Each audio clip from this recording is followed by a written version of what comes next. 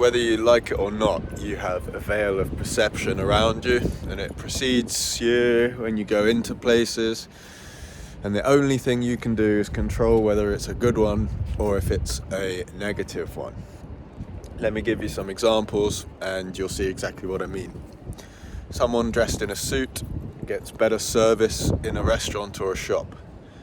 A well-built physical specimen, they've been in the gym, clearly worked hard. They get more doors held open for them. I'll explain why in a second for that one. Someone that smells nice is perceived as more attractive regardless of their face, up to a point. On the flip side, if you look scruffy and you walk around a shop weirdly, people will accuse you of shoplifting, even if you're just looking around erratically. If you're skinny, this is the flip side of the well-built person. If you're skinny, you get less doors held open for you because there's less physical chance of danger.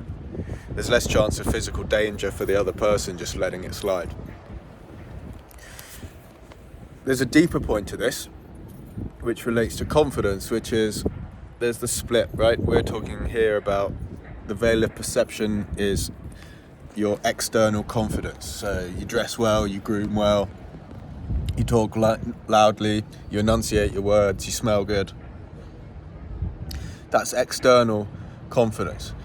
And it's only partially linked with your internal state, because a nervous, well-dressed person, the tremor in their voice will be perceived differently to a scruffy looking person.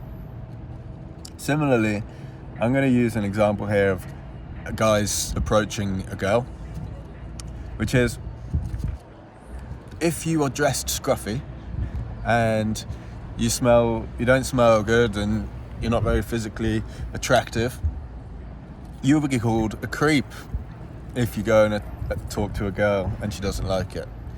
If you're dressed real nice and you smell good and you clearly look after yourself, even if it's a no, you won't get called a creep. That's a brutal real world example, and that is true. So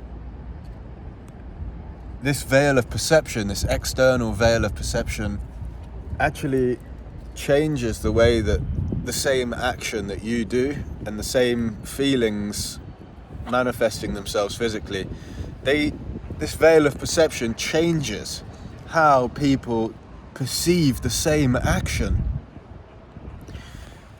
So what does this mean for brute force confidence? This is, if you're on the street and you want to get better at talking to people and you want to have more of a chance of actually getting past the first, hey, how are you? Or excuse me, do you need a website? You need to be dressing well. You need to be looking good. You need to be groomed. I've got a couple of videos where my hair looks real scruffy. I don't care, this is my channel, I'll do what I want. But if you're talking to people on the street and you want to have more success, make yourself look better. If you want to go through your daily life and get treated better, dress better. I mean, that can also, this veil of perception can be completely destroyed if you go into somewhere with a big smile and you are friendly. Friendliness just smashes through the veil of perception. The same way arrogance smashes through the veil of perception. You can dress real good, but if you're a dick, it doesn't even matter how well you're dressed. People will find any way to treat you badly. I'm Alex. If you want to talk about confidence, send me a message.